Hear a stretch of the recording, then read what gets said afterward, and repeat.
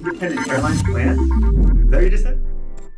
From my perspective, from someone losing their hair, is you have to weigh the pros and the cons of each option, right? So if you take the pill form, the Propecia, or the generic version of, it stops hair loss in most people, and it can stimulate peach fuzz, but it's not going to bring you back. Like if you're losing your hairline, I don't think there's any doctors out there that profess Propecia is going to bring you back.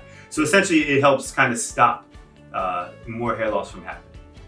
A lot of doctors will prescribe this drug if you have a hair transplant, right? Because the hair transplant in theory is going to correct what you have or remedy your situation right now. But once you lose more hair, that's something you have to address as well. So the Propecia is the answer for that.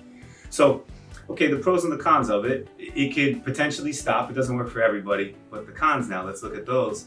Erectile dysfunction. Essentially, strip it down. It messes with your hormones. It's altering your hormones. So at some point in time, whether it's a month, a year, 3 years, it's gonna bite you in the butt. You're gonna have to deal with the side effects. So in my opinion, it's you definitely have to compromise, like I said, some side effects, there's some money, the maintenance of taking it every day. And what's the payoff? The payoff, in my opinion, is very slight. It's like you're not gonna lose any more, but you're gonna have all these hormonal freakouts. It doesn't make sense to me. It never made sense for me. And again, in my 10 years, the consensus seems to be if someone does try it, it's for a limited period of time.